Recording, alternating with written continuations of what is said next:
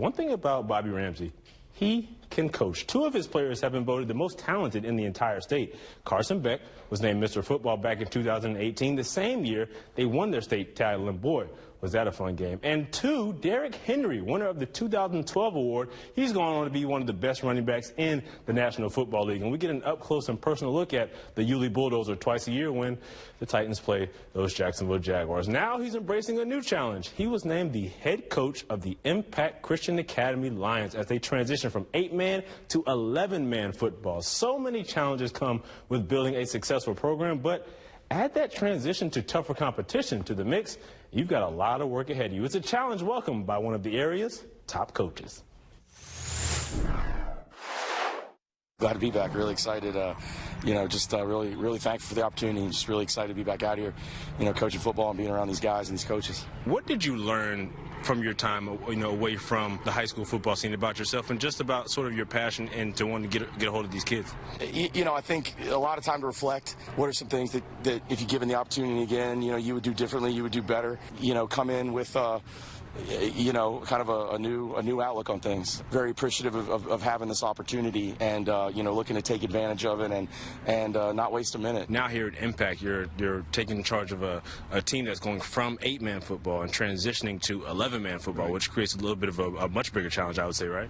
It does, but there's also a ton of room to grow. So at the same time, I think it's sort of taking inventory of, since we got started so late. I mean, I got the job of the Friday before spring and, getting the coaching staff together as quick as possible. And I think at the end of the day, as far as, your beliefs, your philosophies, your core values, those are never going to change, what you hope to accomplish. But how you're going to do it, I think at every place is different. You have to take into account, certainly the numbers, which ours are pretty low right now. So, guys going both ways. How are we going to do that? How are we going to manage practice? How are we going to plan things? Where are we going to put our guys? What are the best things to do with them in a short amount of time to get the most out of this spring? One thing I enjoyed watching, when you're coaching kids and talking to the kids, you're teaching them all the fundamentals and everything because you've obviously, coached the best of the best. Where do you find yourself finding the adaptation between saying, hey, I'm going to push you guys to be, the best you can be, but at the same time learning, I understand that, this is a big transition for you. I think just the day-to-day, even within a drill you're doing, when you see a player do it one time and then he does it the next time and he's, what you've coached him on, he's not doing it perfectly, but he's made improvement, or he knows the mistake he made and he wants to correct it.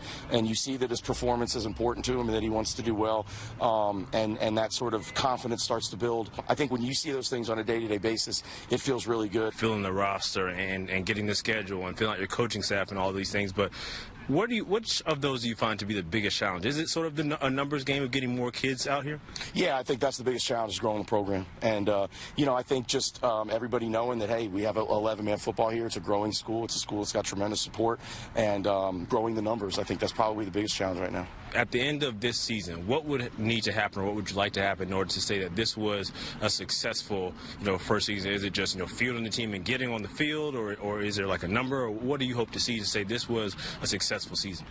Certainly you want to win. You want to win some games. I think just kind of like you said, at the base level, it's getting out there on the football field with the numbers that you can compete with, and then throughout the season seeing the growth in the team and the development, and competing hard and well on Friday nights, and then coming out of that season knowing that, hey, we're going into the off season with a solid foundation with players. We feel like we can grow and develop, and then you kind of roll it into year two and go from there. Will you or will you not be pulling the Nick Saban in order to recruit some guys to play and walking around flashing the championship ring? The bling brings the players. Yeah, I haven't worn the ring that much. We'll see. We'll see. I may bust it out and walk around the hallways with it a little bit and see what that does. If it gets them to come over and look at it and we can have a conversation, coming out of history class or whatever, and gets a couple guys that'll work.